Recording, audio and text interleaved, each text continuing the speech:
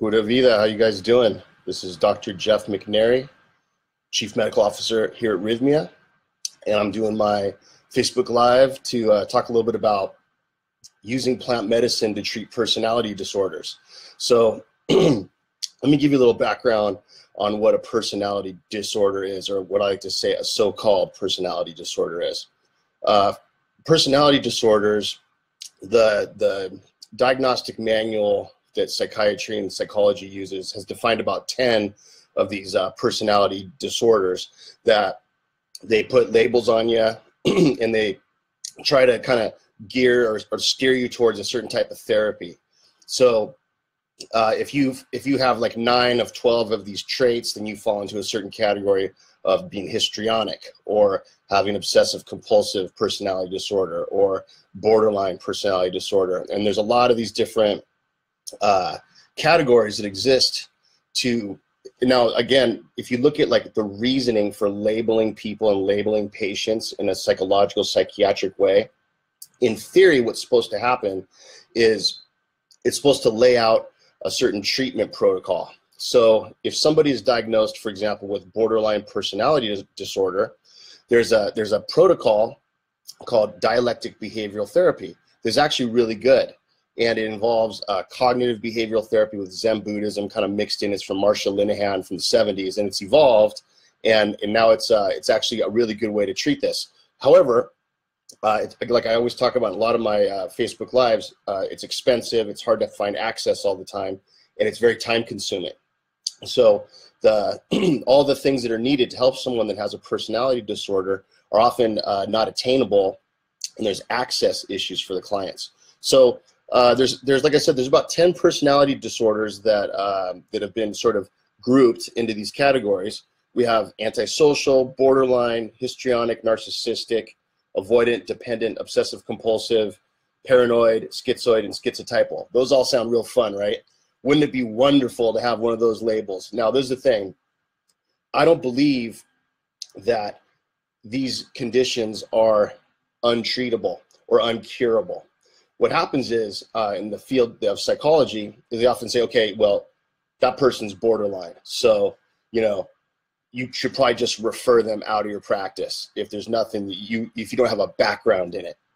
And there's been times where the Board of Psychology has recommended that therapists have no more than 2 people with borderline personality disorder in their private practice. So even the big structures of organization and management for health practitioners doesn't really feel that there's a good treatment protocol for people that have these disorders. Now, what I'm going to challenge these labels, and what I want to challenge the structure of medicine, is that there is a way to overcome personality disorders. There's lots of ways to do it. The way that I want to talk about in this Facebook Live is, of course, plant medicine as a way, which I'm going to get into. But just to understand a little bit more about personality disorders, the protocol is it takes a really long time in therapy, and also it involves group therapy, it involves family therapy, it involves, if you're in a relationship, couples therapy, tons of individual. It also involves medication, and it involves a lot of, like I always talk about, a lot of external things that need to be done on the outside of the person. Now, what's hopefully happening, right, in the medical model is that if you're doing all this external stuff, somehow inside you're going to change, and somehow inside you're just going to get right, because there's nothing anybody can do for you internally, which is, by the way, true. The only person that can do something internally, excuse me, is yourself. So what better way to address, if you've been labeled something within one of these disorders, what is a better way to do it than to take plant medicine to look at yourself? So there's a concept in psychology about personality disorders, and they say that they're egosyntonic. Now, what I mean by that, what egosyntonic means, is that the person who has a personality disorder is unaware that they have this disorder, and they're behaving in their life in a way that is harmful to themselves. They're not making good emotional decisions. They're not moving forward with relationships in an appropriate way. The way they view the world is skewed, is what this means. For example, if I do something off the wall that's not normally part of my personality, and I do something that's like, kind of, let's say I made a bad decision, I could tell myself like, oh, you know what, I was crazy that day. That was ridiculous. That's not me. That is not the ability that the people that they say with personality disorders have to do. It's like they make a bad decision. That's because they feel that was the right decision. So an egocentric identity is something that kind of forces people to think like, okay, well, I'm just screwed. If I have a personality disorder, there's nothing I can do about it. I'm stuck in this identity. I have histrionic, I have borderline, I'm antisocial. Sometimes there's clusters that people have all these traits. And now I guess I'm just screwed. So obviously that's not the message that should be given. But that is what often tends to be the protocol. Like when I was working in all these different hospitals and stuff in LA, especially in the psychiatric units that I was working in, I would meet people and I'd be like, okay, hey, so how's it going? You know, and they say, well, I'm borderline, so, you know, I'm always in here and I'm on all these meds and that's just what I do. So sometimes I escalate and I just end up in the psych unit. And they didn't have like a whole lot of hope for themselves. You know, and the reason for that, in my opinion, is part of that is because the clinicians that were working with them didn't have a whole lot of hope. Now, as a clinician myself, you know, if I see a patient come back through a revolving door of the hospital for several years and they're always in there all the time, I'm a human, right? It's discouraging. However, the system itself should not discourage people from getting healthy or from getting better. So personality disorders are things that really get lumped into these categories of like, that's not curable. And you're stuck with those symptoms and you really have to do a ton of work to kind of get past the behaviors that are affecting your life, that are making you, you know, have failure and aren't making you happy.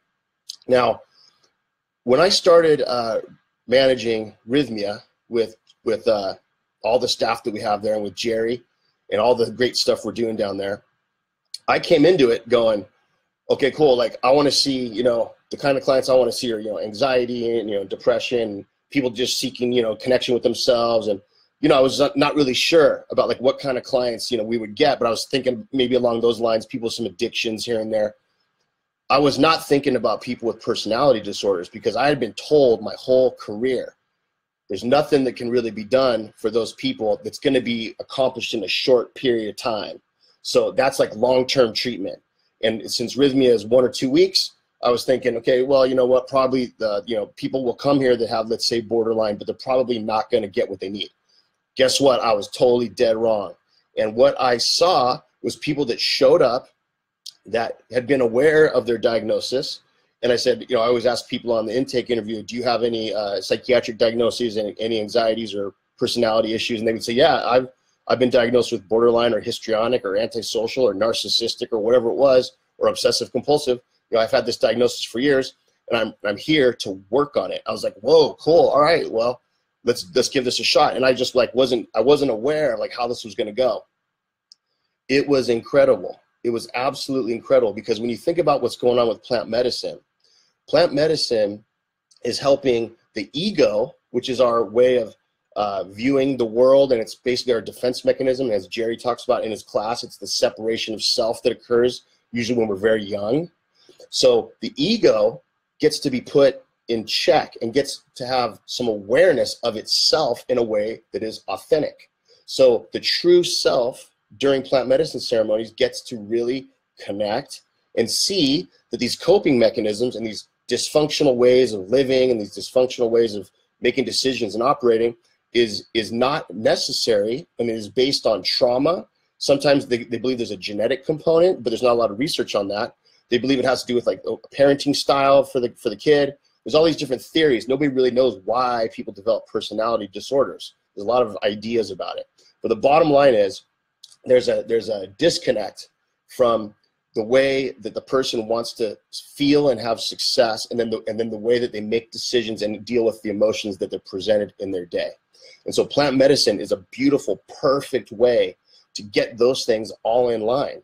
And it helps the person see that, you know what, like the abused kid that I was, or the disadvantaged or socioeconomically struggling person that I grew up, the family I had, is not my identity. It's something I had to use to survive. And it was based on trauma. It was based on things that are not necessary for me right now to use as tools to be successful. So plant medicine allows that kind of work to go down real fast.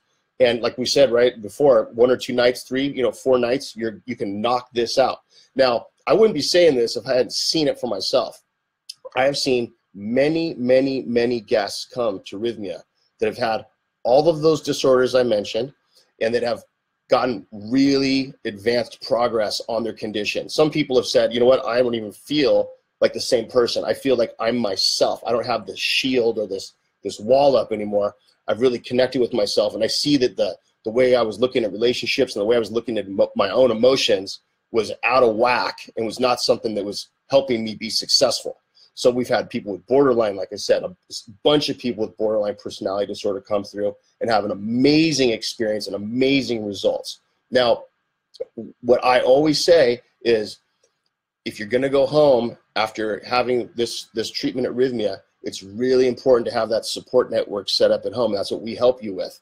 It's really good to be a part of the community that we set you up with our Facebook groups that we're doing now with Rythmia, and also with Rythmia Life, which is our aftercare program, and also with the system that you may already have in place back at home. It's super important to stay focused and to be able to take the changes that you received at Rythmia through your plant medicine experience and your breathwork experience, and to use that in a way that's going to help you stay on track. It's very, very important. So I don't like labels. I don't like people being told that they can't change. I don't like people saying things that's not curable. I think a better way to say it, like if I was giving advice to the Western world of medicine, I would say there is no known treatment or no known cure that we're aware of with the methodology we're using in the Western world. Yeah, right. That's a pipe dream, but that's what they should say, okay?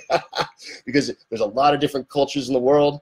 We know the indigenous medicines think about things very differently. We know Taita Juanito says that all disease is a separation of the self from the soul.